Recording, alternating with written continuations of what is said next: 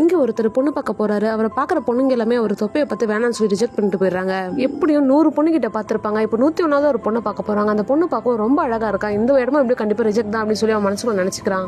இப்ப பொண்ணு கிட்ட மாப்பிள்ள ஓகேவான்னு கேக்குறாங்க. அதுக்கு அந்த பொண்ணு ஓகேன்னு சொல்லிடுறா. அந்த பையனால இதெல்லாம் நம்பவே முடியல. அந்த பொண்ணாவே இவனுக்கு கால் பண்ணி பேச ஆரம்பிக்கிறா. அப்ப அந்த பையன் உங்களை நேர்ல மீட் பண்ணி பேசணும்னு சொல்றான். இப்ப 2 பேரும் காஃபி ஷாப்ல மீட் பண்றாங்க. அப்ப அந்த பையன் நிஜமாலே உங்களுக்கு இந்த கல்யாணத்துல ஓகேவான்னு கேக்குறான். அந்த பொண்ணு அதுக்கு எனக்கு ஓகே தான் அப்படின்னு சொல்றா. திரும்பவும் அந்த பையன் நான் பெருசா இருக்கேன், தூங்கும் போது கொரட்டை விடுவேன் அப்படிலாம் சொல்றான். அதுக்கு அந்த பொண்ணு வாழ போற வீடு பெருசா இருக்கணும், காரு பெருசா இருக்கணும், போன் பெருசா இருக்கணும்னு நினைக்கிறேன். நம்ம புருஷன் மட்டும் பெருசா இருக்க கூடாது, இதுல என்னங்க இருக்கு அப்படின்னு சொல்லிட்டு பாசிட்டிவா பேசுறா. இந்த பொண்ணு பாசிட்டிவா பேசுறதை கேட்ட அந்த பையனும் ரொம்ப ஹாப்பி ஆயிடுறான். கட்டணம் இவ்வளவுதான்டா கட்டணும்னு முடிவு எடுக்கிறான். இப்ப இவங்க 2 பேருக்குமே கல்யாணமும் நல்லபடியா நடந்து முடியுது. கல்யாணம் முடிஞ்ச அடுத்த நாள் அந்த பொண்ணுக்கு ஷாக் அடிச்சு மயங்கி கீழே விழுந்துடுறா. இதை பார்த்து அவங்க ஹஸ்பண்ட் பதறி போய் ஹாஸ்பிட்டல் கொண்டு போய் அட்மிட் பண்றாரு.